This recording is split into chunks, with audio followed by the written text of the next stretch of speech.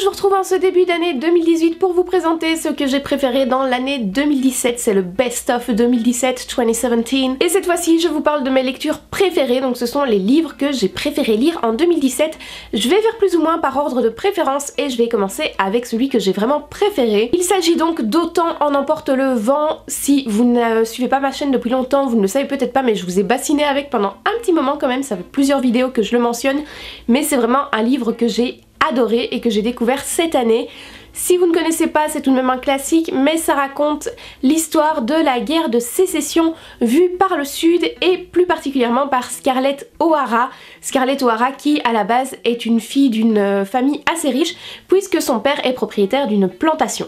On le voit beaucoup comme une romance, mais j'ai trouvé que l'aspect historique et que le point de vue du Sud sur la guerre de sécession et aussi le fait qu'on y montre des nordistes qui sont pas si gentils que ce qu'on peut nous montrer dans d'autres œuvres de fiction était vraiment très intéressant. C'est extrêmement bien écrit, c'est vraiment une fresque historique. Pas à la Ken Follett puisqu'il y a moins de personnages tout de même et j'ai trouvé que l'héroïne était vraiment une héroïne forte et ça m'a fait plaisir de la suivre même si beaucoup de gens détestent Scarlett O'Hara. Je vous invite d'ailleurs à aller voir ma vidéo du Femini Books sur le personnage, mais en tout cas je vous recommande vraiment la lecture d'Autant en emporte le vent parce que le livre est très bien fait selon moi et si certains le jugent raciste, je pense que c'est surtout le reflet de ce qu'était la société à ce moment malheureusement et j'espère bien que les personnes qui lisent le livre ne pensent pas la même chose que les personnages à l'époque. C'est un petit peu normal, on a évolué depuis, j'espère. Ensuite j'ai un autre classique, il s'agit de La planète des singes de Pierre Boulle. Ceci c'est une édition que ma grand-mère m'a donnée et que j'aime beaucoup. Je connaissais pas du tout La planète des singes, mais ça raconte donc l'histoire, enfin je connaissais un petit peu les films et compagnie, mais vraiment je savais pas trop de quoi parlait le livre.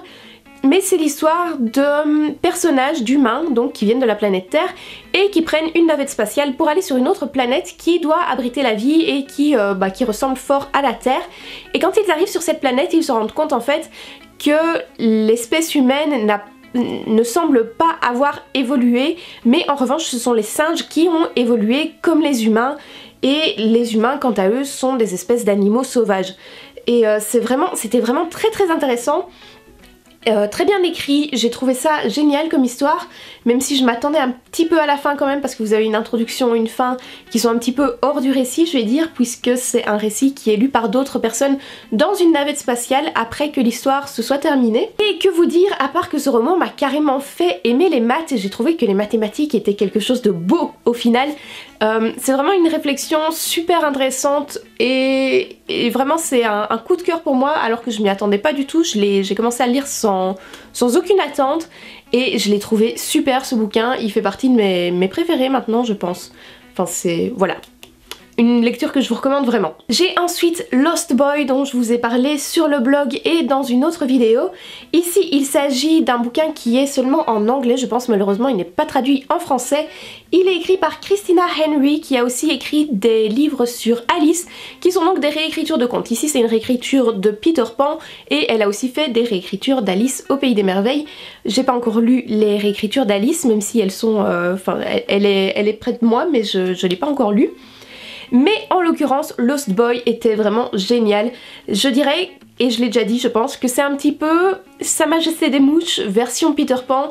Il y a une cruauté, il y a des enfants qui se retrouvent tous sur une île, donc c'est un huis clos quand même puisqu'on est sur une île, et uniquement sur une île qui est le pays imaginaire. Et ça se passe donc entre les garçons perdus. Et comme je vous le disais, c'est assez sombre vraiment. Et si vous êtes assez sensible que vous supportez pas la description de scènes avec un petit peu de sang, ni les violences faites aux enfants, peut-être que ça vous conviendra pas. Mais moi qui adore Sa Majesté des Mouches, qui ai trouvé l'histoire très forte, j'ai beaucoup aimé ceci. Et ça a quand même plus de rythme que Sa Majesté des Mouches qui par moment est un petit peu long, même si voilà j'adore Sa Majesté des Mouches, mais en l'occurrence ici vous avez un petit peu plus de rythme et c'est le même genre d'ambiance un petit peu inquiétante, un petit peu glauque, un petit peu pesante. Vraiment je vous le recommande également si vous lisez en anglais et que vous aimez ce genre d'histoire. Pour moi ça a été un très chouette livre, je regrette pas du tout de l'avoir acheté. Je passe à la bande dessinée avec Crapule. Crapule c'est une BD que j'ai vraiment envie de mettre en avant et qui est faite par Jean-Luc Deglin. À la base c'était des petits suppléments avec le magazine Spirou que vous connaissez sûrement, enfin j'espère, je suppose. et c'est donc édité par Dupuis. Et ils ont rassemblé les strips en un album et il y a quelques inédits également. Alors c'est plus sous forme de strips, pardon, puisque les 4 cases sont rassemblées... les 4 cases sont rassemblées en carré. Donc c'est plus des strips puisque les strips ce sont des bandes. Mais l'idée c'est quand même là, c'est des gags assez courts avec un petit chat. C'est donc on suit simplement un chat et sa maîtresse, si on peut appeler ça une maîtresse. Si vous avez un chat, dites-moi si vous en êtes le maître. Moi je ne pense pas l'être. Et ce chat, Crapule, me fait tellement penser à Pixel, c'est tellement vrai, c'est tellement juste, c'est tellement drôle. Si vous avez un chat, je pense que c'est une des meilleures BD sur les chats, dans la justesse en tout cas. Alors le chat ne parle pas et compagnie, c'est pas tellement romancé, c'est pas tellement pour les... Enfin, voilà, c'est pas un animal qui parle, mais c'est tellement... Oh. Rien que les attitudes du chat, regardez-le sur cette couverture, les expressions sont tellement bien retranscrite. C'est impossible que Jean-Luc Deglin n'ait pas un chat parce que c'est impossible d'inventer ce qu'il fait, ce qu'il écrit, ce qu'il dessine, les situations. Franchement c'est vraiment génial et c'est vraiment une bande dessinée que j'ai envie de mettre en avant, même si je lis beaucoup de bandes dessinées pendant l'année, donc il y en a plein que je pourrais citer, mais ceci j'ai vraiment envie de vous dire d'aller l'acheter pour que ça continue. J'ai vraiment envie qu'il y ait un tome 2, c'est génial quoi, franchement c'est génial. Gros coup de cœur aussi. Ensuite j'ai encore un classique. Je suppose que c'est pas pour rien que les classiques sont des classiques parce que voilà, je me retrouve avec une certaine quantité quand même dans ces coups de cœur de 2017 et il s'agit de Pride and Prejudice, donc Orgueil et Préjugés de Jane Austen, qui est ici dans cette jolie édition de Penguin Classics Full Leather Bound. Je vous avais fait une vidéo dessus d'ailleurs. Je connaissais pas du tout Jane Austen avant de lire ce livre, mais j'avais envie d'essayer, enfin si j'avais vu le film avec, comment est-ce qu'elle s'appelle, Keira Knightley, et voilà, j'en attendais pas spécialement grand chose, je pensais que ça allait être juste de la romance quoi, et je suis pas forcément très romance, pas s'il y a rien de plus en tout cas, la romance pour la romance, un petit peu gnangnan, c'est bon à la plage, mais sinon c'est pas forcément ce que je préfère. Mais j'ai découvert vraiment une plume que j'aime énormément. Je trouve que Jane Austen écrit avec tellement d'ironie parfois, avec un tel esprit. Et moi qui connaissais pas du tout l'autrice, j'ai maintenant envie de lire tous les Jane Austen. Et d'ailleurs j'ai aussi lu Northanger Abbey cette année, que j'ai trouvé chouette aussi, mais c'est plutôt Orgueil et Préjugés que je vais mettre dans ces coups de cœur, parce que ça a été mon introduction à Jane Austen, et que vraiment c'était une réussite.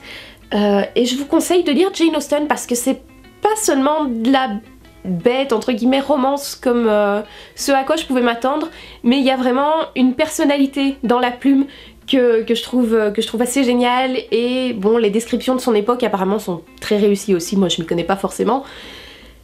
Mais voilà, il y a une certaine ironie, un certain humour, c'est très fin, c'est très chouette, et je vais lire beaucoup plus de Jane Austen dans les années à venir. Et enfin, c'est mon dernier livre, c'est un petit peu moins un coup de cœur, mais c'est un livre que j'ai lu avec beaucoup de... Je pouvais plus m'arrêter, et c'était... je l'ai trouvé vraiment chouette, l'écriture, encore une fois, la plume était vraiment sympa, et il s'agit ici de Heartless de Marissa Meyer, et voilà, déjà le livre est... magnifique, s'il vous plaît, il est trop beau, même si bon, je l'ai reçu un petit peu abîmé. C'est très joli, et ici c'est encore une réécriture d'Alice en l'occurrence, et j'ai jamais lu Alice au Pays des Merveilles, mais je lis des réécritures, tout va bien. Et encore une fois c'est une réécriture assez sombre, vous le voyez rien qu'à la couverture, et j'ai pas vraiment envie de vous en dire beaucoup sur ce livre, j'ai juste envie de vous laisser le découvrir, mais la façon d'écrire, vraiment les descriptions... c'était plutôt génial, j'ai vraiment bien aimé, même si l'intrigue est pas exceptionnelle selon moi. C'est voilà, c'est chouette, mais ce serait pas un coup de cœur sans la plume de l'auteur, je pense, et sans le monde qui revient évidemment en partie à Lewis Carroll, donc c'est pas tout à fait grâce à Marissa Meyer à 100%, mais voilà, le monde dans lequel ça se déroule, la plume et voilà, le scénario quand même si c'est pas ce que j'ai préféré, me font mettre ce livre dans cette vidéo parce que je pense qu'il mérite d'être mis un petit peu en valeur. Marissa Meyer, elle est surtout connue pour les Chroniques lunaires qui sont ici derrière, et que j'ai pas lu et qui me tente pas plus que ça. Mais voilà, Heartless, je l'ai trouvé vraiment chouette. Et je l'ai découvert grâce à la chaîne Lizzie, Too Faced Lizzie, que je vous mettrai en barre d'infos, mais je pense que vous la connaissez beaucoup plus que moi. Je mets également ce petit bouquin dans mes coups de cœur de 2017. Je crois que j'ai déjà fait le tour. Et voilà un petit peu pour tout ce qui est de mes meilleures lectures de 2017. Bien sûr, il y en a d'autres que j'ai aimées et que vous pourrez retrouver notamment dans mes updates lectures. Mais ici, j'ai essayé de sélectionner un petit peu la crème de la crème et de réduire la sélection parce que ce sont les livres vraiment qui m'ont fait quelque chose ou que j'ai lu avec passion, qui m'ont captivé ou qui avaient un petit truc en plus et que j'avais envie de partager avec vous parce que voilà, je vous les recommande selon évidemment les styles et les genres de livres que vous préférez lire. J'aimerais aussi beaucoup savoir quels ont été vos coups de cœur de 2017, qu'est-ce que vous me recommandez de lire, qu'est-ce que vous avez préféré lire, découvrir, dites-moi tout ça parce que voilà, ça me ferait super plaisir de savoir et je suis vachement curieuse aussi tout simplement. J'espère que vous passerez une très bonne année 2018, moi je vous fais des bisous et je vous retrouve dans une prochaine vidéo. Bye bye.